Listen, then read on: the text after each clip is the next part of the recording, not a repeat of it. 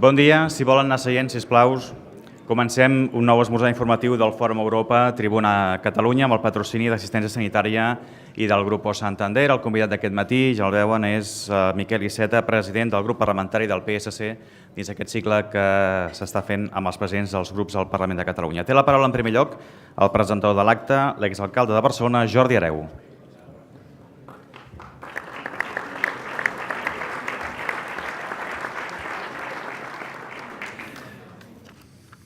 Molt bon dia. En aquest dia sense cotxes i inici de les festes de la Mercè, doncs per mi és un plaer i un honor el que el Miquel Iceta m'hagi demanat que el presenti. Els vull agrair a tots la seva assistència en aquest inici de curs que jo crec que es presenta interessant, per definir-lo d'alguna manera, i jo crec que avui ens aplega molta gent que volem escoltar la veu, el pensament del Miquel Iceta.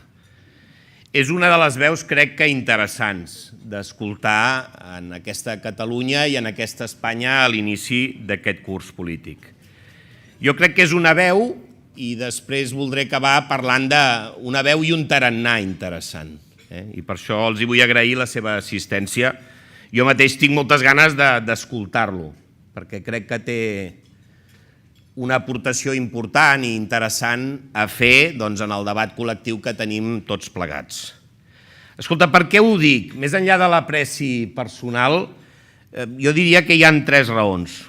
Una, perquè Miquel Iceta representa, és que no me'n deixaré cap perquè tampoc es tracta de perdre'n cap, a 523.283 catalans que no són ni millors ni pitjors que la resta de catalans, però que sí que és un segment de Catalunya que té una opinió, que normalment és un segment de gent que jo ara no em costa d'imaginar que es manifestessin, però que si es manifestessin farien patxoca, són molts menys del que a alguns ens agradaria, són molts més dels que a altres els agradaria que fossin. Per tant, representa una part d'aquesta Catalunya diversa.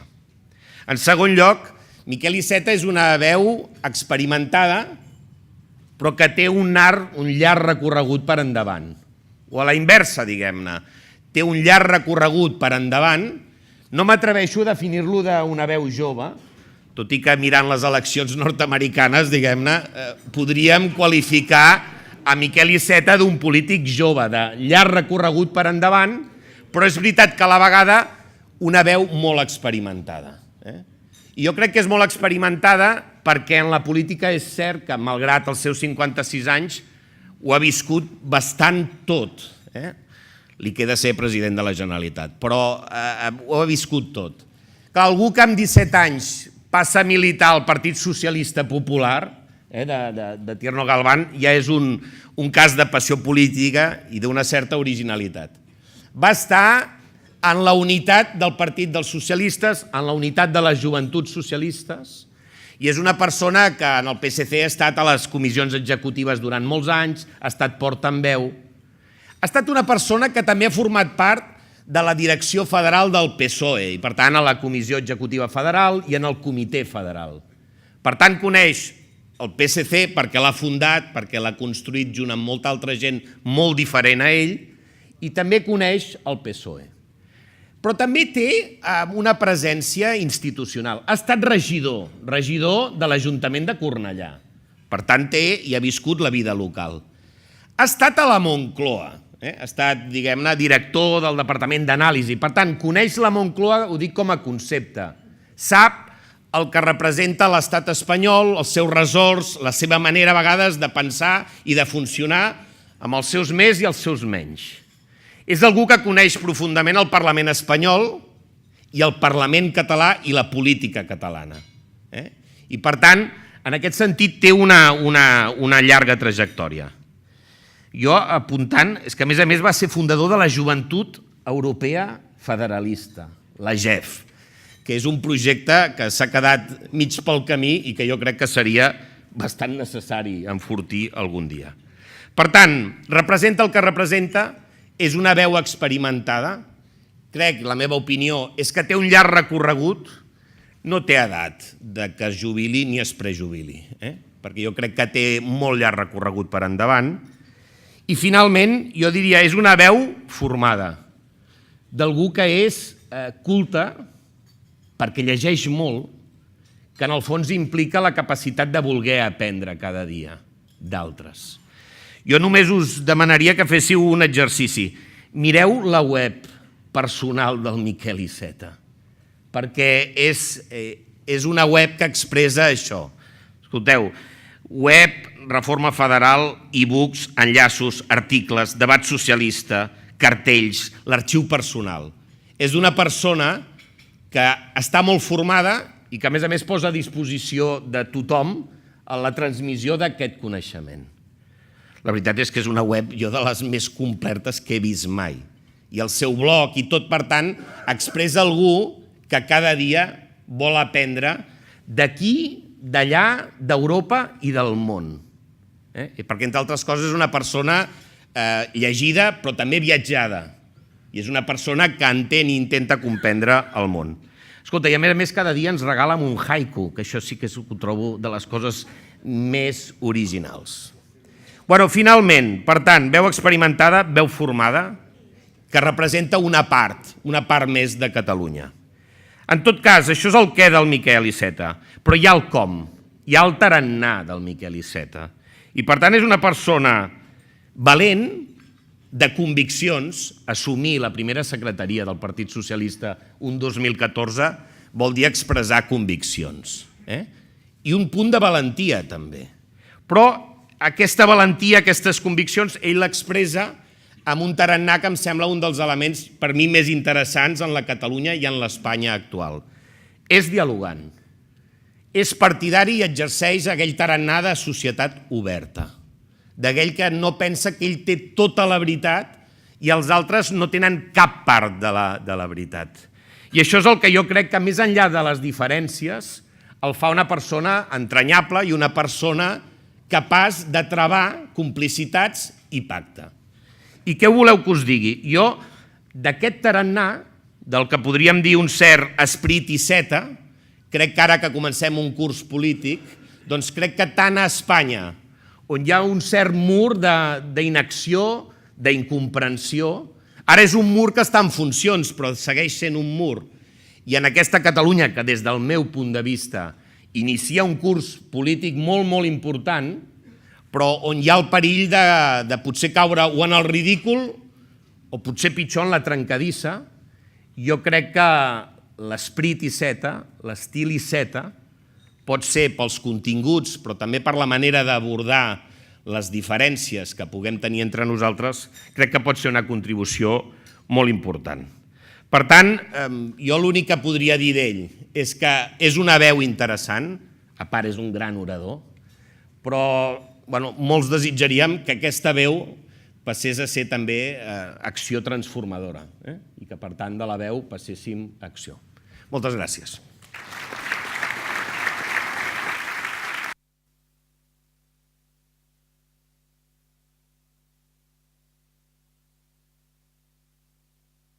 Molt bon dia a tothom. Moltes gràcies per haver vingut a escoltar-me.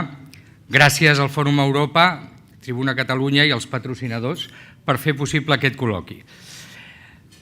Les primeres paraules han de ser d'agraïment a en Jordi Hereu. I ja saben vostès, si els polítics han d'anar acumulant encerts, haver-li demanat que em presentés ho ha estat un, no? Però li he d'agrair les paraules i disculpar-lo davant de vostès, perquè potser l'amistat l'ha fet passar-se de frenada, no? Però qui millor, des de molts punts de vista, per introduir el primer secretari del Partit dels Socialistes de Catalunya, que Jordi Hereu. Vull saludar també, és un clàssic, i m'agrada saludar la gent que conec, no els podré saludar a tots, tot i que conec molts, però alguns. I la primera salutació ha de ser a la presidenta del Parlament, amb qui m'uneixen tantes diferències amanides per un gran respecte institucional.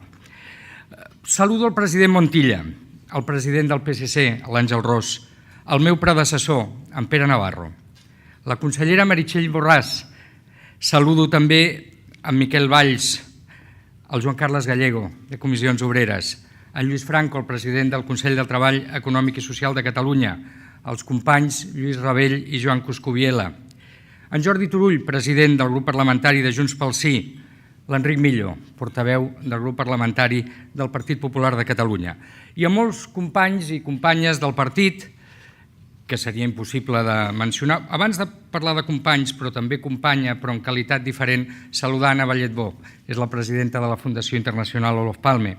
I molts companys i companyes del partit, que seria molt llarg de mencionar, però deixeu-me que entri uns que jo crec que ens representen a tots, l'Antonio Balmón, la Meritxell Batet, en Jaume Collboni, la Núria Marín i tots els altres alcaldes i amics que m'acompanyeu. Jo intentaré fer una intervenció tan breu com sigui possible per facilitar el col·loqui i la centraré en les cruïlles a les que ens enfrontem en la política catalana i espanyola i en la relació entre Catalunya i la resta d'Espanya. Els exposaré com veig les coses, però ja els aviso que no esperin solucions màgiques ni falses dreceres a cap dels problemes que assenyalaré.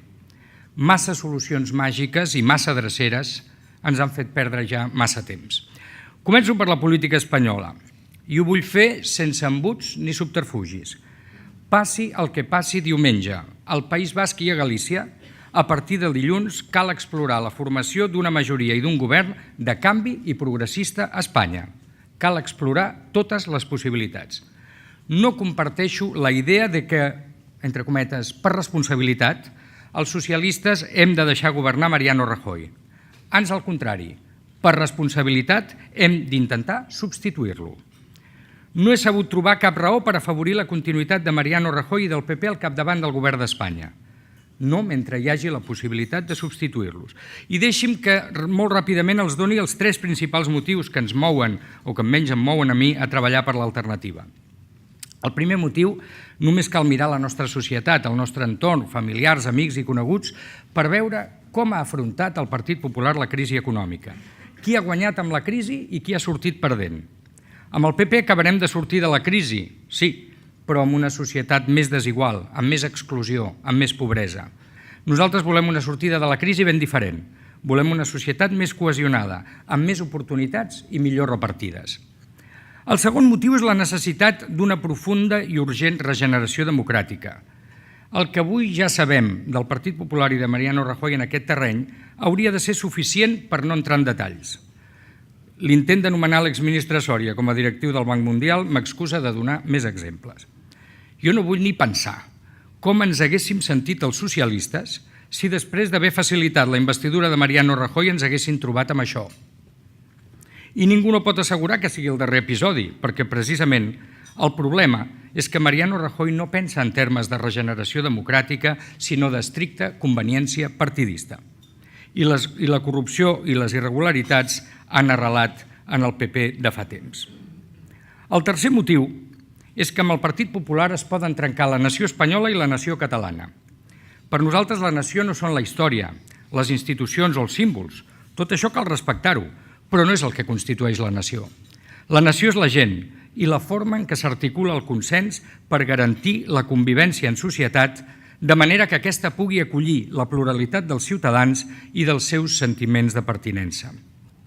El PP trenca la cohesió que proporciona aquest consens que cal conrear de forma permanent, aquest consens que el Partit Popular menysprea quan vol imposar la seva visió als altres. Amb el Partit Popular s'han agreujat fins a límits mai vistos els problemes d'articulació territorial entre les diferents nacions, nacionalitats i regions que integren Espanya.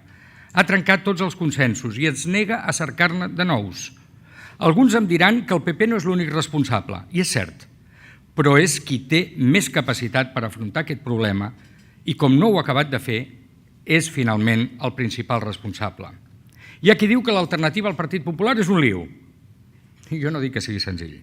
El que sí dic és que, si fa un temps el problema d'aquest país era el bipartidisme, ara el problema és trobar en un mapa polític més fragmentat els acords necessaris per tirar endavant. Recordin Portugal. El Partit Conservador, que estava al govern, va guanyar les eleccions amb el 38,5% dels vots i el 45% dels escons. Però contra tot pronòstic, gràcies a un acord entre el Partit Socialista, el Partit Comunista i el Bloc d'Esquerda, es va formar un govern alternatiu presidit per Antonio Costa, socialista, i només integrat per socialistes i independents, que curiosament havia obtingut 85 escons. Un govern sòlid que va reduint el dèficit públic i que té una qualificació estable a les agències de rating.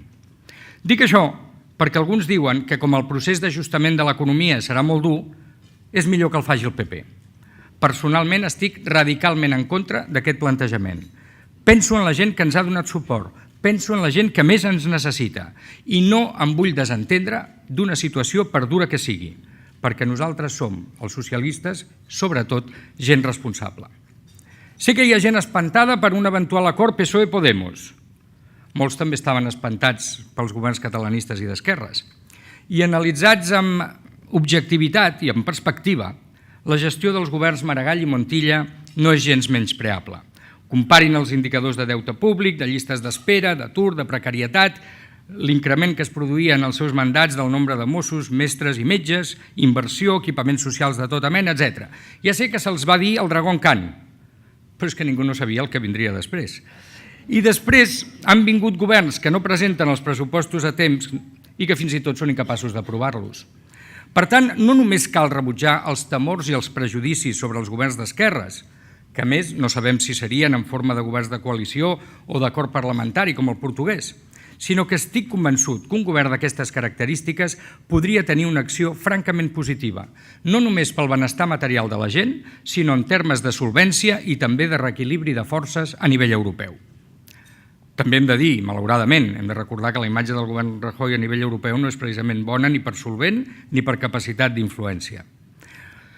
Un eventual govern de canvi, un govern progressista, tindria altres conseqüències positives, perquè hauria de sustentar-se en una majoria plural que faria retornar al Congrés dels Diputats la centralitat en el nostre sistema institucional i que obligaria a practicar una política de pactes i de recerca permanent de consensos, que acabaria per recuperar la confiança ciutadana en la política i per permetre la construcció d'un projecte comú pel conjunt dels espanyols.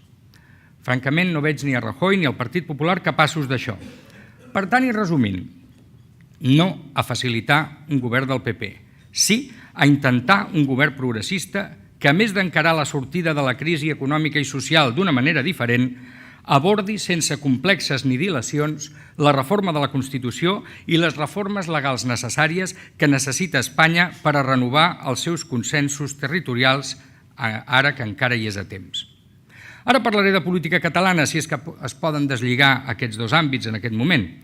Fa gairebé un any deia en una conferència al Col·legi d'Advocats que el problema català, és a dir, el problema de com articular la relació entre Catalunya i la resta d'Espanya, com diem els federalistes i els autonomistes, o entre Catalunya i Espanya, com diuen els independentistes, és un problema espanyol, no català, no només català. Com deia el president Montilla, posant-hi molt èmfasi, és el problema espanyol. I com a problema espanyol no té solució catalana unilateral possible. Fins i tot suposant, que ja és molt suposar, que des de les institucions catalanes es tingués, que no es té, la força moral, legal i física suficient per imposar una decisió unilateral, el problema no té una solució factible, raonable i acceptable majoritàriament a la societat espanyola i tampoc a la pròpia societat catalana i, per descomptat, a nivell europeu i internacional, sense un pacte entre les institucions catalanes i les institucions espanyoles. Per això entenc els dubtes que generen la DUI, el RUI i les diferents i contradictòries propostes que es van fent, perquè no hi ha solució unilateral. Nosaltres portem avisant fa anys d'això i en Pere Navarro en va ser protagonista destacat. I a sobre, el plebiscit que alguns van plantejar el 25 de setembre del 2015 es va perdre precisament en els termes en què s'havia plantejat com a plebiscit. Es fa, doncs, molt difícil entendre el joc de despropòsits en què s'està instal·lant la política catalana. Mentre es diu que el Tribunal Constitucional ja no té autoritat a Catalunya, no es deixa de presentar-hi al·legacions i recursos. Mentre es parla de desconnexió, es reivindiquen les connexions. Connexions energètiques, d'aigua, ferroviàries, totes elles imprescindibles. Es promouen lleis de desconnexió que no desconnecten. I aquesta magna obra legislativa sembla que ha de culminar amb una llei de transitorietat jurídica que no s'aguantarà per enlloc per no respectar cap mena de lògica jurídica ni institucional en un estat de dret. Això sí, si el Tribunal Constitucional anul·la aquesta llei, direm que unes noves eleccions al Parlament serviran per ressuscitar-la d'entre els morts. No hi ha solució unilateral possible. Com no es pot trobar una solució simple a un problema complex, descomptades les solucions màgiques habituals en el món de la fantasia, però inexistents en el món real. Ho vull dir sense embuts. Portem ja pel cap baix 4 anys perduts. No estem ni en un procés de transició nacional, ni en una desconnexió progressiva, ni en la fase postautonòmica, ni en la fase quasi sobirana, ni en la preindependent. Ni una sola competència més, ni més recursos, ni més inversions, ni més grans projectes, ni cooperació entre administracions, ni nou finançament, ni res de res. Això sí, cada dia afirmem estar més a la vora del gran moment en què tot se solucionarà per art de màgia. I si no, anirem a unes noves eleccions que aquestes sí, seran la porta d'entrada al paradís a la terra. Les solucions fàcils, gairebé màgiques, estan en boca de molts responsables polítics a molts països. Si hi ha un problema de refugiats o d'immigrants, tancarem les fronteres. Si el radicalisme islàmic s'estén, prohibirem el burkini. Si s'ha disparat el deute, no el pagarem. Si no m'agrada el govern del PP, marxem d'Espanya. Algú pensa que amb solucions fàcils i fórmules màgiques solucionarem els problemes? Per cert, jo obro parèntesi, si no ens agrada el govern del PP, per què no fem per canviar-lo? O és que condicionem les investidures a condicions impossibles per garantir que segueixi el govern del PP i així tenir arguments en favor de la independència? Tanco parèntesi. Torno a l'absència de solucions fàcils. Si no hi ha solucions fàcils, ens queden les complexes. Les que són fruit del diàleg, la negociació i el pacte. Les solucions federals, vaja, les que han definit el catalanisme polític al llarg de més d'un segle. Les que ens han proporcionat els períodes més llargs d'autogovern i progrés de la nostra història, les que han fet que gaudim avui de la major capacitat de decisió sobre les nostres vides que mai s'hagi tingut a Catalunya. Hi ha qui pensa que hem de canviar de paradigma, que podem llançar per la finestra el llegat del catalanisme per substituir-lo per un tot o res impossible. Això sí, amb molta èpica, conceptes nous i paraules buides, perquè tenim pressa, el món ens mira i ja estem a punt. Nosaltres seguirem defensant el nostre projecte federal i la via del diàleg, la negociació i el pacte, l'única via raonable i possible per establir un marc en el qual es puguin resoldre d'una manera acordada, mitjançant mecanismes coneguts, acceptats i respectats els inevitables problemes que es produeixen quan conviuen diferents nivells de govern. I ben segur, seguirem alertant contra els riscos de divisió, els perills de dreceres que situïn les institucions catalanes fora de la legalitat o les falses promeses que són garantia de frustracions futures. En els propers mesos es poden accentuar alguns elements que han caracteritzat la política catalana els darrers anys. Un full de ruta en constant evolució, incapaços d'assolir els objectius que es proposen, una retòrica que amaga el fracàs i el temps perdut i tal vegada un augment de la polarització, fins i tot una certa radicalització. Potser augmentarà la pressió per estigmatitzar els que no combreguem amb el dogma processista, els que no creiem en solucions miraculoses, els que fins i tot diem que els referèndums de la meitat més un poden no ser l'eina més adequada, i més després de veure algunes experiències ben recents. Nosaltres no abandonarem la nostra via ni ens deixarem arrossegar per estratègies d'altres. Entre altres coses perquè ja hem patit prou els efectes de la polarització i els hem vist també amb altres. Ha desaparegut Convergència i Unió, no em vull estendre amb les dificultats d'Unió i a més envio un petó a la Sònia Requesens, que està aquí. Tampoc no entraré en la situació actual del partit que abans es deia Convergència, però sí constataré que existeix un espai polític catalanista, però no independentista, que avui se sent orfe de representació parlamentària. No volem afegir confusió a la situació ja prou convulsa del nostre panorama polític. Nosaltres seguirem sense participar en manifestacions de les que no compartim els objectius.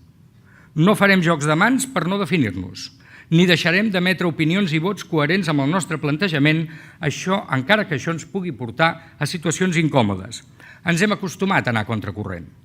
Creiem que el temps ens ha donat més raons de les que ens ha tret, fins i tot quan sentim que sembla que l'únic que separava els governs de Catalunya i Espanya a la consulta del 9N era la celebració o no d'una roda de premsa per anunciar els resultats.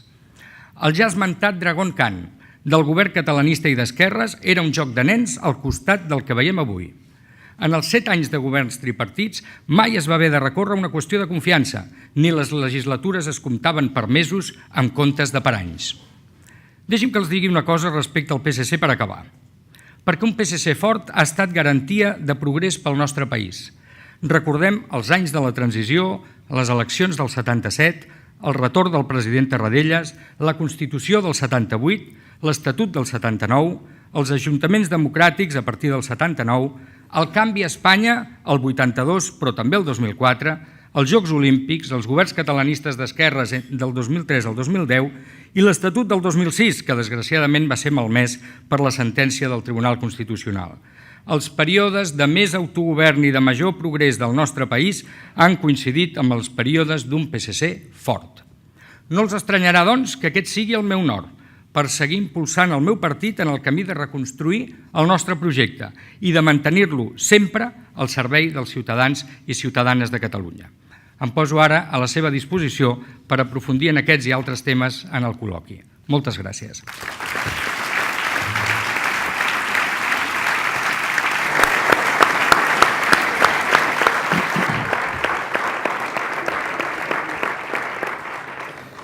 Moltes gràcies, senyor Iceta. La primera pregunta, des dels companys de premsa de Ràdio 4, li diuen si, donat que el referèndum unilateral d'independència està sobre la taula i no és política ficció, si el president Puigdemont l'anuncia i el convoca, el PSC recorreria al Constitucional? El PSC farà el que en aquell moment li sembli per defensar els interessos dels ciutadans de Catalunya que passen de forma destacada per no situar les institucions catalanes fora de la llei. I, per tant, alertarem contra la burda repetició de la consulta del 9N i potser recomanarem que el govern de Catalunya negociï amb el govern d'Espanya l'ordre de les rodes de premsa del dia que se celebri aquesta consulta que no ens portaria enlloc, tal com sembla que es va fer el 9 de novembre. Nosaltres, jo els hi he de dir, quan creiem que no hi ha solucions unilaterals, posem sobre la taula bastants elements que, en fi, farien necessari un debat al respecte. Jo aquest estiu he seguit amb moltíssim interès el debat que hi ha hagut des de les files independentistes sobre la virtualitat del RUI. I la veritat és que m'han convençut molt més els molts independentistes que diuen que amb el RUI no es va enlloc que els que diuen que seria un altre gest positiu en aquest llarg camí cap a la independència. Per tant, jo no recomanaria mai l'utilització d'instruments que no aconsegueixen els objectius que es diuen perseguir. I sobre els temes legals i jurídics ens pronunciarem en el seu moment. Però jo crec que estem ara en la fase de la discussió política de les qüestions. I jo els hi diré, perquè sóc com sóc, però a més perquè crec que és com s'ha de ser, jo m'esperaré a jutjar les intencions del president de la Generalitat al moment que ell les manifesti davant del Parlament de Catalunya, que és on toca. Parlant d'això, què n'espera de la moció de confiança del debat que es farà dimecres a la setmana que ve i dijous al Parlament? Miri, i en coherència amb la segona part de la resposta a la pregunta anterior, a mi no m'agrada donar per acabats els debats abans de començar. Perquè jo ara li podria dir no espero grans canvis, però per què no? I per tant jo m'esperaré a escoltar el president. Si em demana un pronòstic, sí que li podria fer, amb tots els riscos.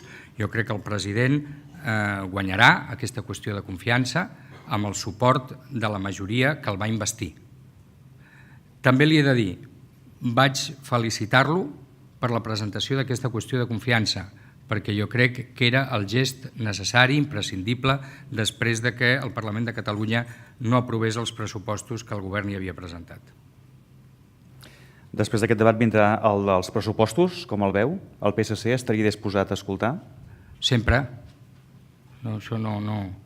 Preguntar a vegades pot ser fins i tot ofensiu. El PSC escolta sempre, parla sempre, negocia sempre, que se'ns troba i que se'ns busca. Per cert, a l'anterior projecte de pressupostos això no es va ni produir i després encara ens retreien que no els haguéssim votat. Nosaltres escoltarem, però tampoc volem enganyar a ningú. El govern té un full de ruta, que és veritat que va variant, però en fi, és el full de ruta que és el que va presentar el president en el debat d'investidura i que suposem que a grans trets serà el mateix que ens proposarà la setmana vinent, que és un full de ruta que el PSC no comparteix.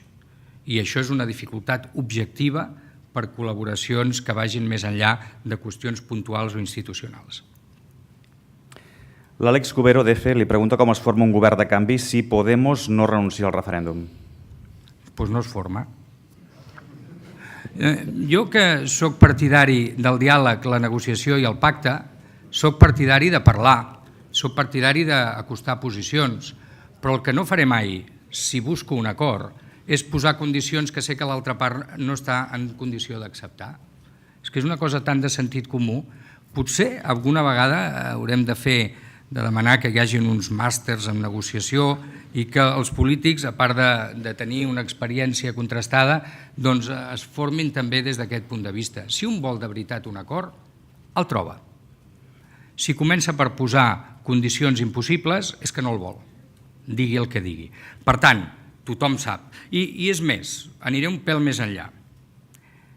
Jo sóc partidari que hi hagi una investidura condicionada en el mínim, per dir-ho així. Què vol dir això? Escolti'm, tots aquells partits que diuen no voler a Mariano Rajoy de president haurien d'estar disposats a votar la investidura de Pedro Sánchez. Jo potser, i tot i que és una generació posterior a la meva, però valorava molt allò de Barrio Sésamo, dentro, fuera, arriba, abajo, derecha, izquierda, no quiero a Rajoy, pues pongo a Pedro. Vull dir, i si no, que ens expliquin la veritat. I és molt curiós perquè hi ha una tentació entre molts responsables polítics que és posar-li condicions a Pedro Sánchez. I jo sempre m'ho miro i penso que raro. El que haurien de fer és demanar-li, per favor, que s'atreveixi a encapçalar un govern quan només té 85 diputats, no posar-li condicions addicionals. Estem en el món al revés. A menys que alguns que diuen que estan disposats a aquest canvi no hi estiguin disposats de veritat. Que em temo massa sovint que això és el que passa. Una pregunta doble sobre les eleccions d'aquest diumenge al País Basc i a Galícia. Fins a quin punt els resultats poden condicionar el govern a Espanya? I en segon lloc, creu vostè que al final hi haurà sorpasso perquè les enquestes no són gaire optimistes ni donen bons resultats al Partit Socialista? Miri, li he de dir una cosa i la contrària, especialitat política per cert. Jo crec que influència real no, en el sentit que el Congrés dels Diputats tindrà exactament la mateixa composició dissabte que dilluns. I per tant, però és veritat que poden generar un ambient. Seria molt diferent que el Partit Popular perdés, com jo així desitjo, la majoria absoluta a Galícia que no ho fes. Seria molt diferent si el Partit Popular, per aquells atzars de la vida i la voluntat ciutadana, tingués un paper rellevant en la configuració futura de la política basca o no el tingués. Per tant, tot això generarà un clima, unes expectatives, però jo crec que des del punt de vista de les coses reals. I pel sorpasso jo ja vaig perdre molts mesos dient que no es produiria l'anterior, com per perdre ara ni un minut. Jo crec que no es produirà el sorpasso, però també els hi diré, els socialistes hem demostrat que som capaços de ser el soci majoritari de l'esquerra, quan així ho han volgut els ciutadans, però també que som capaços de ser el soci minoritari de l'esquerra, com ho estem demostrant a l'Ajuntament de Barcelona. Per tant, sorpasso o no sorpasso, el tema és si hi haurà o no canvi a Galícia. I si depèn dels socialistes, canvi hi serà. Des de la Sexta, què n'espera del Comitè Federal del proper 1 d'octubre? No li sé dir, perquè he sentit molta gent que demanava un comitè federal com agua de mayo. I a mi els debats en abstracte, doncs, ha arribat un moment que m'interessen relativament poc. A mi m'interessarà molt saber quines són les propostes que hi ha sobre la taula. I com en aquests moments no ho sé, doncs la veritat no m'atreveixo a especular. Espero que no es cometi l'error que des del meu punt de vista es va cometre el 28 de desembre, potser la coincidència de les dates és una excusa, quan es van posar tantes línies vermelles que l'habitació va quedar pintada de vermell i no ens hi veiem. I per tant, jo espero que el Comitè Federal faci un mandat obert al secretari general del PSOE per explorar una majoria alternativa que faci possible un govern progressista i de canvi a nivell d'Espanya. Dues preguntes sobre el futur de Pedro Sánchez. Què necessita per reforçar-se davant dels crítics? Una consulta? Jo crec que... Anava a dir, necessita més Miquels i Zetes, no. Necessita ser coherent amb la seva posició política, que és el que està enfortint. En Pedro Sánchez avui està més fort que fa setmanes / mesos. Per què? Perquè ha sintonitzat amb el sentiment amplíssimament majoritari de la militància socialista. I aquesta és la font de la seva legitimitat i també l'esperança de la seva longevitat política. Què farà Pedro Sánchez si guanya les tesis dels favorables a mantenir Rajoy? O a donar un vot favorable a la investidura de Rajoy? No m'ho puc ni imaginar. Entre altres coses perquè quan una posició política s'ha d'expressar de forma tan vergonyant com hem vist, no crec ni que s'arribi a plantejar en aquests termes. Jo crec que avui és molt difícil que un responsable socialista, mirant als ulls dels seus companys i dels seus electors, justifiqui una operació d'aquesta naturalesa i més encara si no ha fet un intent seriós de cercar una majoria alternativa. Per tant, és que ni m'ho imagino. També des de Ràdio 4, està d'acord amb que si un vol dimitir que plegui punt, que no cal que el convoquin a una executiva per dimitir, afegeix que va pels membres del PSOE que ho estan sospesant, això? Miri, fantasies i fabulacions, em sembla que n'he parlat ja de moltes de la política catalana, la política espanyola podria donar també per molt. Però si algú pensa que hi haurà dimissions a l'executiva del PSOE o una crisi al Comitè Federal, que això desbancarà el líder del Partit Socialista Obrer Espanyol, s'equivoquen. I jo crec que és veritat que es conjuga poc el verb dimitir i que segurament es conjuga poc perquè no és un plat de gust i perquè són decisions molt dures. Però jo en aquests moments no veig cap ni una raó perquè Pedro Sánchez abandoni la funció que li van confiar per vot individual i secret milers i milers de militants socialistes a tot Espanya. També li pregunten pel full de ruta que marcaria vostè a partir de dilluns, una vegada hagin passat les eleccions basques i tenint en compte que el calendari va corrent de cara a aconseguir una investidura. Miri, jo què faria? Jo llançaria una oferta oberta per fer aquesta majoria alternativa i de canvi de la que he parlat. Però també li diré, com no m'està agradant molt aquest intent de tants de marcar-li el pas al secretari general, doncs tampoc voldria jo entrar en més precisions i disquisicions. Jo sí que li vull dir que, com a primer secretari del PSC, faré costat al plantejament que ens porti Pedro Sánchez, perquè estic convençut que estarà guiat per la posició política que ha marcat al llarg d'aquests mesos, pel seu coneixement de la disposició real d'altres forces polítiques a col·laborar o no, i per tant jo estaré al seu costat molt amatent a la proposta que ell pugui fer o fins i tot, si decidís no fer-la, a fer-li la confiança necessària perquè assoleixi els objectius que no són seus, que ho són de tots. Joan Lluís Garcia, de RAC1, vostè diu que Podem no pot anar a una negociació amb línies vermelles i diu tancar la porta a un referèndum d'entrada no és també una línia vermella? No, és una cosa molt de sentit comú, no és un problema de línia vermella, és que hi ha coses que són impossibles. Aquesta ja ens la vam trobar precisament just després de les eleccions del desembre, no sé quin dia va ser, 25 era? El 20 de desembre. El 20 de desembre ja a la nit sortia Pablo Iglesias amb un referèndum. Després es va anar com perdent o matitzant, i després jo li he de dir, jo he llegit els documents de Podemos, d'en Comú Podem, i he tingut l'oportunitat de parlar amb molts responsables d'aquestes formacions. La seva posició no és binària del tot o res, del blanc i negre, sinó és una posició diferent a la nostra, no li vull amagar, però és una posició en la que podem dialogar i pactar. I jo estic convençut que això no serà, no hauria de ser un obstacle. Però és més, no només per part de Podem, perquè ara que es parla molt del referèndum, imagini's que poguéssim organitzar un referèndum i preguntéssim als catalans quants volen que segueixi Mariano Rajoy. Siguem generosos, un 25%. Molt perquè hi ha l'Enric i no vull ser gasiu. Escolti'm, l'altre 75% no té dret a que els seus representants facin per manera de substituir Mariano Rajoy a la presidència del govern d'Espanya? Aquesta és la pregunta. I aquí és veritat que alguns volen parlar del preu, però a mi m'agrada més parlar de la compra.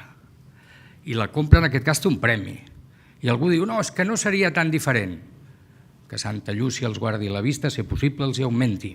Perquè amb un govern presidit per Pedro Sánchez podríem abordar, com a mínim, 3 grans tipus de qüestions. La primera, resoldre problemes competencials pendents, en forma de recursos pendents, d'impugnacions creuades. Podríem començar a treballar a recuperar competències perdudes a causa de la sentència del Tribunal contra l'Estatut, podríem començar a intentar resoldre alguns problemes de temps des de l'anul·lació definitiva del judici al president Companys a si les plaques de matrícula han de ser com la d'un país veí, el nostre, França, que no es distingeix precisament pel seu respecte als fets nacionals i regionals i en canvi ha resolt aquest tema, mentre Espanya encara no, per donar coses de detall, per tenir una llei de llengües, per garantir la presència de la llengua i la cultura catalana a la UNESCO i tant, i tant, i tant, primer paquet. Segon paquet, podríem començar a parlar i resoldre, com sempre, provisionalment, perquè així és la vida, el tema del finançament.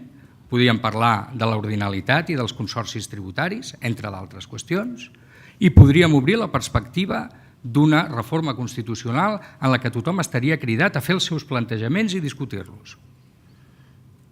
No val la pena? A més, a mi em fa una mica de neguit alguna cosa, diu, no, és que no es pot regalar, no es pot donar gratis el suport. Escolti'm, res no és gratis. Hi ha un Congrés dels Diputats amb uns diputats i uns grups parlamentaris. Qui s'atrevís a governar Espanya amb el suport només de 85 diputats es veuria obligat, no pot ser d'una altra manera, cada setmana a trobar les majories, els suports i les complicitats per tirar endavant la seva agenda legislativa i per fins i tot donar continuïtat i estabilitat a la gestió del govern. Per tant, ningú no perd res, però molts guanyem aconseguint el canvi que desitgem. I aquesta és la reflexió que probablement és una reflexió per dilluns, però és la que jo em porto fent ja fa bastantes setmanes. Vostè ha posat l'exemple i en Xavier Balló d'Onda Cero li pregunta si un govern progressista alternatiu no és possible, veuria bé que el PSOE consultés a la seva militància una possible abstenció al PP per evitar terceres eleccions? Miri, jo sempre soc partidari de que els militants participin, però també soc partidari de dir les veritats. Per exemple, el PSOE va fer una consulta. És l'únic partit que jo recordi, segurament em deixo algun altre exemple, però va fer una consulta sobre el seu pacte amb Ciutadans. Jo vaig ser una mica crític amb la pregunta d'aquella consulta, perquè com parlo de la claredat en les preguntes, jo volia una pregunta que no em va ser acceptada, que era ¿quieres que Pedro lo pruebe? Que era una cosa més oberta, però en el fons bastant més precisa que la que es va fer. I per tant, si es fan consultes, jo demano, si us plau, per favor, que la pregunta sigui el més precisa possible. Ara, també li diré, si volen fer una consulta del tipus ¿quieres que el PSOE deje gobernar a Mariano Rajoy? S'estalviïn la despesa. Vostè què creu que faran els espanyols el 18 de desembre? Espero que disfrutar de la seva família, amics, lleure, un bon llibre, aviam aquell dia quines pel·lis toquen, espero que passin un diumenge meravellós. Però no espero que votin, perquè jo el que vull és que el 18 de desembre puguin dir ens hem lliurat d'unes noves eleccions, tenim un nou govern a Espanya i s'està obrint el pas a una nova esperança. Això és el que m'agradaria pel 18 de desembre. Preguntes sobre el PSC. Quin càrrec oferirà a Núria Parlon, li pregunta l'Àlex Cubero d'EFE, si vostè guanya les primàries? Ara, si li fes un Iceta, li diria el que vulgui. Però com l'Iceta també té una visió molt polièdrica, això no és un problema de càrrec, és un problema de responsabilitats, de funció, de paper polític, de compartir el que s'ha de fer. I per tant no és un problema de quin càrrec li oferiré, com si jo fos aquí una espècie de mag d'Orient. I per tant no ho plantejarem en aquests termes, però sí he de dir-los que sigui quin sigui el resultat de les nostres primàries, el PSC seguirà unit com una pinya al voltant d'un projecte compartit i definit col·lectivament que jo crec que s'assemblarà bastant al que els he dibuixat a la meva intervenció. També li pregunten les diferències entre la seva candidatura i la de Núria Parlon. Aquesta pregunta no la contestaré i explico el per què. Perquè jo he de dir quines diferències, el normal és que tots dos expliquem les nostres idees i siguin els altres els que entreguin les conclusions i els que puguin establir les diferències. Jo imaginis que digués, és que tot el que diu la Núria no s'aguanta. Per favor, nosaltres no estem en un debat entre representants de forces polítiques diferents. Estem en un debat entre dues persones que aspiren a liderar el PSC que una és el primer secretari del PSC i l'altra és la viceprimera secretària del PSC. Per tant, home, segur que diferències n'hi ha, però no seré jo el que la subratlli. El Consell Nacional del PSC demà aprovarà que els militants de la Joventut Socialista puguin votar també a les primàries. És un avantatge per vostè o per Parlon? És un avantatge pels militants de la Joventut Socialista que no són militants del PSC, que per ara no podien... Era curiós perquè els nostres procediments a vegades costen d'entendre i amb raó, no? Resulta que un militant de la JSC que no fos militant del PSC podia participar en els processos d'elecció d'un cap de llista, però en canvi no del primer secretari. I llavors, vista aquesta contradicció, perquè els reglaments es van fer en moments diferents, es va decidir ahir homogeneïtzar-ho en el sentit de donar els màxims drets a la màxima gent possible, com ha de ser. Ha començat ja a recollir avals? I tant, des del minut zero. Des del minut zero. El que no sé és quants en tinc, perquè això és un procediment que haurem de millorar. S'ha d'omplir un imprès, que normalment o te'l descarregues per internet o has d'anar a la teva agrupació. L'has de lliurar a la teva agrupació o enviar-lo per correu postal, perquè l'electrònic, aprofito per dir, sembla que no val escanejar. I per tant, no és un procediment senzill. I en 7 dies hem de trobar 869 avals de militants del PSC. I per tant, la gent que vol que la Núria sigui candidata doncs està recollint els seus avals, la gent que vol que Miquel Iceta sigui candidat ho està fent també, i jo en concret ahir doncs, vaig anar a Sabadell a una reunió oberta amb militants carregat d'impresos i, en fi, allà vam estar. I em consta que algun s'ha signat també a l'entrada. I ho agraeixo molt. Ahir Núria Parlon va dir que és molt possible que ella es postuli per ser candidata del partit a la presidència de la Generalitat a les properes eleccions. I Miquel Iceta?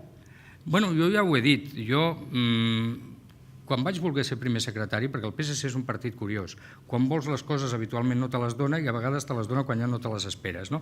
Però quan jo volia ser primer secretari l'any 2011, finalment la meva presència no ajudava i em vaig retirar, i llavors deia: i mai dels mais seré candidat, perquè jo tenia la idea que havia de ser diferent. I miri, de cop i volta, i per desgràcia, perquè no va ser una etapa feliç del PSC, em vaig trobar que vaig haver d'assumir la primera secretaria i després també la candidatura. Jo el que sí dic és que si en aquests moments els militants socialistes decideixen canviar de líder, i no sóc jo per tant, jo no aspiraré a ser candidat l'any vinent, perquè això ja no és una qüestió ni de nova ni de vella política, sinó de principis, de coherència i que la gent entengui el que fem.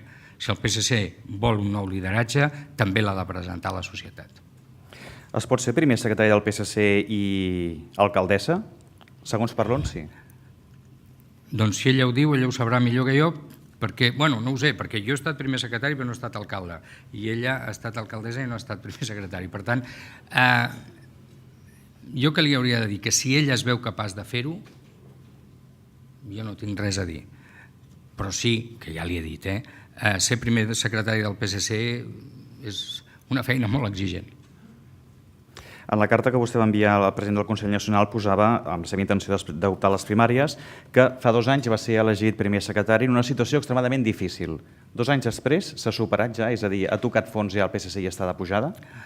El PSC s'ha estabilitzat. Jo no m'atreveixo tant a dir que està de pujada, però, i aprofitant que hi ha en Pere aquí a davant, no? En Pere va agafar la direcció del partit. Per cert, va fer un gran acord i a tots els que li havien disputat el lloc els va ficar dins de l'executiva amb una voluntat que això servís per cohesionar l'organització i la direcció del partit, però desgraciadament i no per responsabilitat seva això no va funcionar. Va venir llavors una crisi molt gran deguda en part o en gran part a la polarització del procés independentista, i una part significativa d'antics companys i companyes del PSC van pensar que el projecte del PSC ja no responia als anhels d'una majoria de la societat catalana ni als seus propis, i van marxar. En Pere li va tocar entomar això, però abans que hi hagués aquesta crisi, ell es va presentar a unes eleccions amb l'eslògan més noble i probablement més difícil d'explicar dels que mai hem utilitzat, que era la paraula federalisme, i va treure 525.000 vots. 3 anys després amb una participació més alta, o sigui que n'haguéssim hagut de tenir algun més, jo em vaig treure 523.000. Això vol dir que jo crec que des del punt de vista polític i electoral la crisi que es va produir entre el 2012 i el 2015 s'ha superat, però que això no és suficient. Hem estabilitzat un electorat, però cal reconstruir el nostre projecte i remuntar.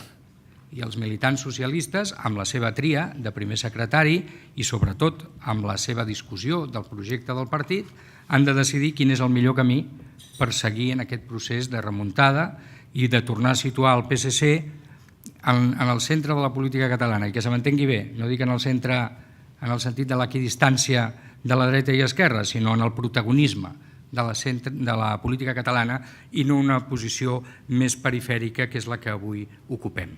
I això és el que hem de fer. I com s'aconsegueix situar el PSC en aquell lloc central? Mantenint el rumb. I treballant molt, i treballant tots, treballant junts i creixent. Jo crec que hi ha 4 àmbits en els que a mi m'agradaria que el partit creixés, i això vol dir créixer no només en militància, sinó amb influència, en capacitat d'interlocució i amb electorat. Un és cap a la nostra esquerra, nosaltres hem perdut vots cap a la nostra esquerra i potser avui estan en condicions de fer una valoració més matisada de qui mereix més o menys la seva confiança.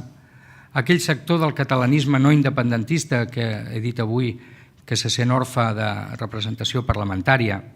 La gent més jove, que potser ha vist massa sovint el PSC molt instal·lat com un partit de l'establishment i li agradaria més veure un PSC més audaç i palanca de canvis, i també la gent que s'ha volcat a l'activisme social, sindical, cultural, que molt sovint en el passat havia vist en el PSC una interlocució, una referència, i que a mi m'agradaria que ho tornés a ser, no? I aquests són els camins. I per tant, seguir treballant. Però des del punt de vista polític, i com li deia, jo crec que el PSC ha de mantenir el rumb, no canviar-lo. En Lluís Cabrera, de la Fundació Taller de Músics, s'ha trobat a faltar que en la seva xerrada d'avui no hagi fet cap referència a la cultura en les relacions Catalunya-Espanya. Té raó. És que m'he referit a molt poques coses concretes, però en el problema aquest de relació entre Catalunya i la resta d'Espanya hi ha un factor cultural important, de la cultura entesa en el sentit més ampli i en el sentit a vegades més concret. I a mi una de les raons per les quals no em sento, diríem, cridat naturalment a la independència és que sento tant part meva de la cultura en altres llengües espanyoles que no m'imagino trencar l'espai aquest de convivència política. Però és veritat que Espanya no ha aprovat encara la signatura del plurilingüisme i la pluriculturalitat de l'Estat. Abans parlava de la UNESCO, que l'he citat només així de rasquillada, que era potser l'única menció cultural que hi havia, i per tant jo crec que amb això se li ha de donar molta importància i hem de fer-ho entre tots, hem de fer-ho des d'aquí i des d'allà. També li he de dir que un dels motius d'alegria que he tingut com a primer secretari aquests 2 anys ha estat precisament que l'acord polític que hem arribat per governar plegats a l'Ajuntament de Barcelona ha atorgat a en Jaume Collboni la responsabilitat de cultura. No se m'acut que pugui estar en millors mans. En Xavier Lumbriares vol saber quina seria la feina que faria el PSC i les propostes del PSC per la igualtat entre homes i dones. Miri, nosaltres estem en aquests moments preocupats per alguns elements que són a vegades motiu de disputa. L'altre dia amb la presidenta del Parlament xiu-xiu-jejàvem, no sé si ho hem de dir així, la feminització de la pobresa, fins a quin punt s'estava produint, en aquests moments era més gran o més petita. Però efectivament aquí hi ha problemes molt seriosos. Primer, un problema de vida o mort, la violència masclista. A mi em fa vergonya viure en una societat en la que un home se sent tan propietari d'una dona que és capaç de matar-la si no ha de ser seva en el sentit aquest de propietat. El segon probablement té a veure amb l'escletxa salarial. El tercer, amb l'exclusió laboral en alguns sectors de les dones. El quart, algunes professions feminitzades. L'altre dia m'explicaven una anècdota que em va colpir molt. Un professor entra en una classe a la universitat, veu moltes dones i diu: ui, els salaris de la vostra professió baixaran. I no ho deia ofensivament ni despectivament, ho deia descriptivament. Per tant, nosaltres treballarem sobretot amb una cosa que en teoria ja existeix, que és la igualtat de drets, però l'esquerra saben vostès que es distingeix per intentar que la igualtat de drets reconeguts legalment es verifiqui a la pràctica. I en el terreny laboral, professional, moltes vegades parlem de l'envelliment de la societat. Aquí sí que no hi ha dubte, és un envelliment que té nom de dona. Les dones duren més, per dir-ho així, i en canvi són les que es troben en situacions econòmiques més dramàtiques en el moment de la jubilació. Estem ara treballant en temes tan concrets com les dificultats de les dones que treballen a la neteja per hores, que els diuen Kellys, però jo no m'acabo d'acostumar. Les dones, moltes dones, també hi ha algun home, però moltes dones que treballen a les empreses multiserveis, i amb això els he de dir que ha estat un motiu de retrobament molt intens amb el món sindical, que afortunadament és el que en primer lloc va alertar sobre aquestes situacions sovint amagades i que ens ha forçat els altres a moure'ns, a pensar-hi i a actuar. També li demana per les solucions pel fracàs escolar i també per la gent que està sense sostre. En aquest cas diu que afecten més els homes que no pas les dones. Miri, jo li he de dir que després d'haver fet una, amb perdó, carregada tan gran contra les solucions màgiques, no seré jo el que ara proposi solucions màgiques. Però jo crec que estem tots d'acord amb que la despesa en educació en el nostre país és molt baixa, en què estem carregant-li a l'escola tots els neulers i particularment en els professors. I per tant, si alguna cosa hem de fer és donar més instruments a aquells als que hem confiat l'educació dels nostres fills i el nostre futur com a societat i com a economia. I per tant, jo crec que sovint parlem molt de Finlàndia, fins i tot amb alguns suplements de diari de diumenge, amb reportatges preciosos, amb fotos d'escoles finlandeses, doncs jo crec que el camí de les coses que s'han de fer és clar. I les prioritats i els recursos no van normalment en la mateixa direcció, tot i que tots hem de reconèixer que en moments de dificultats pressupostàries doncs també se n'ha de poder fer de més i de menys. Però jo crec que amb l'educació ens estem jugant ja al present. Quan una societat com la nostra vol acollir gent tan diversa, ha d'enfortir i reforçar el paper de l'escola i dels mestres. Necessitem més mestres de suport, necessitem recuperar la força de les aules d'acollida, necessitem tantes coses. No hi ha res més maco ni més preocupant que visitar una escola i tenir temps per parlar amb els mestres. I per tant no estem parlant de solucions miraculoses, sinó de compromís del conjunt de la societat. A Catalunya tenim, per sort, una eina que no tenen en el conjunt d'Espanya i és una llei educativa amb un ampli consens. Això no vol dir que hi hagi unanimitat o que no hi hagin elements que siguin discutibles, però vam aprovar la llei d'educació de Catalunya, per cert, en època del Dragon Khan, amb el suport molt ampli del Parlament, i jo crec que això és una bona base per construir, però que requereix un compromís més fort des del punt de vista econòmic, financer, i també d'una cosa molt curiosa, que pot anar junta o no. Jo vaig estar a Finlàndia gràcies al Parlament, perquè el Parlament de Catalunya, que fa moltes més coses de les que a vegades som capaços de traslladar, té una comissió que treballa els temes de ciència i tecnologia. I el Parlament de Catalunya, i gairebé com a fundador, forma part d'una aliança europea de les comissions parlamentàries que tracten aquests temes. I una reunió es va fer a Finlàndia. Clar, allà quan et parlen dels mestres, són com quan aquí parlàvem dels arquitectes fa 10 o 15 anys, que eren pràcticament gent intocable, admirada i estimada. Dic fa 10 anys, no vull dir que ara no ho siguin, però va haver-hi un boom de l'arquitectura bestial. Doncs allà parlen així dels seus mestres. Els seus mestres són respectats. No és que només ningú els hi aixeca la mà a un mestre, sinó que l'autoritat del mestre és, amb perdó de la comparació, la del capellà de fa 50 o 60 anys. És el mestre. I el mestre ha dit això. I el mestre recomana allò. I el mestre li diu als pares coses que a vegades als pares no els agrada de sentir. A mi m'agradaria que entre tots féssim aquest esforç de recuperar la centralitat, i això vol dir, entre altres coses, prioritat pressupostària, però també el crèdit social, professional, dels professionals de l'ensenyament. Dues preguntes sobre la seu del partit. Com serà la nova seu del PSC? Preciosa. El PSC ha hagut de fer una cosa que per mi ha estat especialment dolorosa, perquè alguns som fills de Nicaragua, diríem.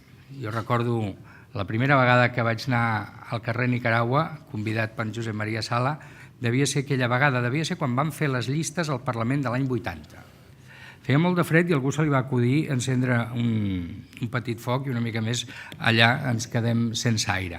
Era una antiga fàbrica absolutament desballestada i que llavors tot just havíem accedit a comprar-la i suposo que la direcció de llavors li va fer molta il·lusió que, encara que fos en aquestes condicions tan precàries, es fes una reunió del partit en allà.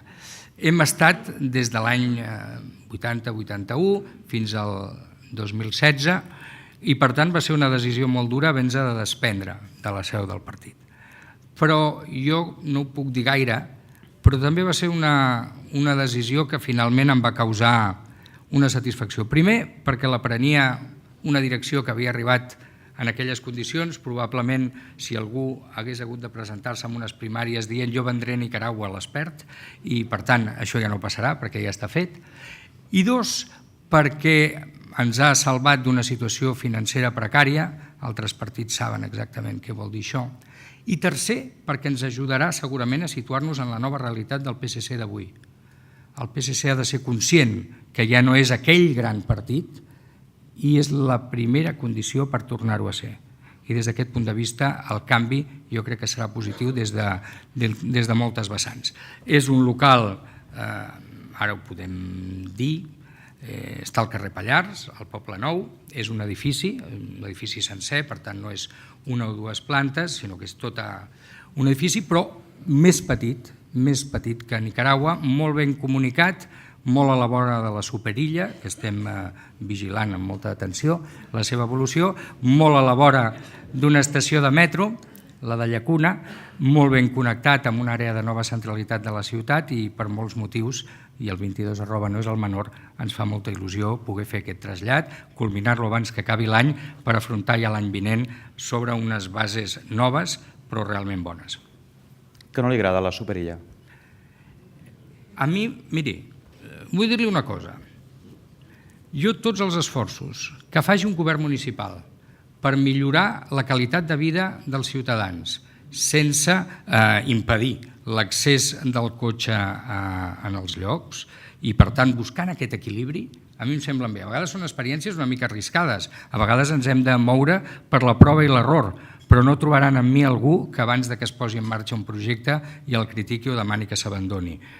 Jo crec que en aquest sentit el govern municipal està prenent algunes iniciatives audaces, però per això dic que ho veurem de prop i ens servirà també per saber si realment tots els avantatges en termes de qualitat de vida que van associats al projecte de les Superilles són també després compatibles amb la mobilitat de la ciutadania per tierra, mar i aire. I el dia sense cotxes en un dijous l'hauria fet? No hi entenc prou. Però jo em surt un tic, que espero que em disculparan. Els socialistes formem part del govern de la ciutat. I, per tant, d'entrada sí. Després ja m'ho miraré. Però a mi, si un govern del que formo part i que els meus companys i companyes amb qui confio i els que estimo estan al darrere d'una iniciativa, a mi, els dies sense cotxes, jo crec que...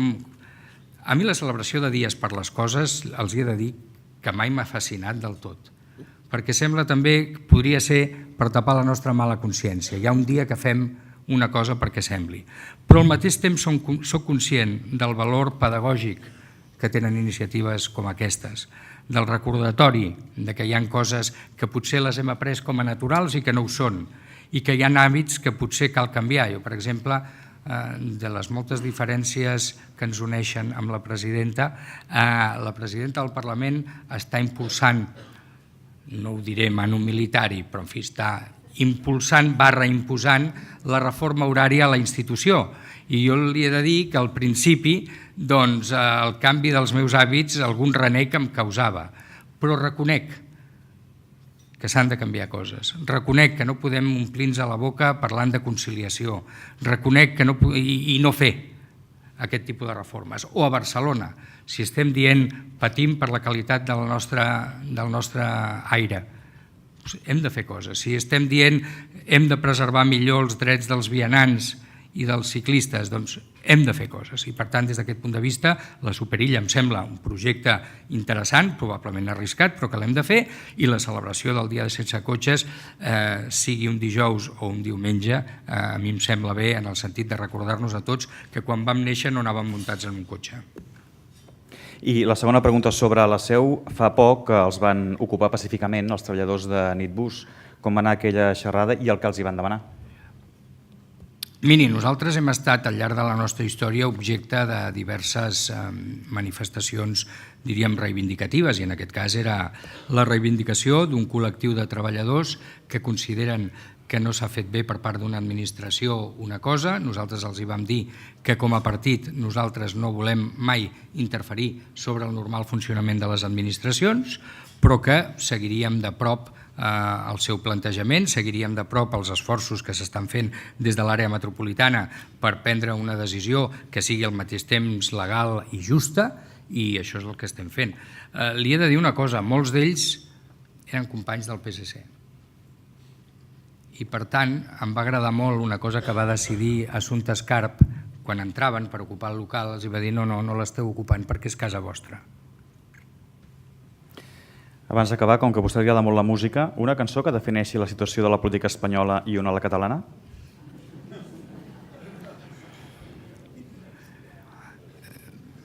És que ho tinc massa clar, no?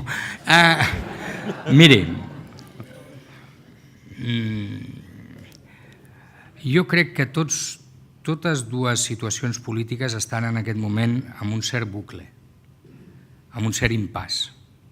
Probablement, i aquí m'arrisco, és un impàs que seria més fàcil de resoldre com més connectades estiguin que com més desconnectades s'hi posin. I llavors el ritme, al principi pensava, serà una conga? Jo no sé quin és el ritme, però el que sé és que un país, en aquest cas Espanya, no es pot permetre el luxe d'estar un any sense govern i que Catalunya no pot perdre més anys a la recerca d'objectius que no són compartits ni per una majoria de catalans ni que hi ha instruments per assolir-los. Jo això no sé si algú seria capaç de posar-hi música, però deixi'm que ho deixi aquí, no sigui que ho empitjori. Doncs moltes gràcies, Miquel Iceta, per la conferència, per les respostes. Abans d'acabar, té la paraula final en nom dels patrocinadors. Montserrat Cavaller, d'Assistència Sanitària. Bon dia a tothom. Senyor Hereu, gràcies per la seva presentació del primer secretari dels socialistes, el senyor Miquel Iceta. També agrair-li al senyor Iceta la magnífica presentació que ha fet del seu programa, del que ell pensa, del que sent, i les respostes àmplies, amb un sentit de l'humor ben evident. Li desitgem molta sort en aquestes primàries, que li vagi molt bé, que el puguem retrobar aquí ben aviat, amb una altra conferència com aquesta. I en nom dels patrocinadors, agrair-los a tots vostès la seva assistència al Fòrum d'Europa aquesta setmana i convocar-los per la setmana que ve, que n'hi ha 2 més. Gràcies a tots i bon dia.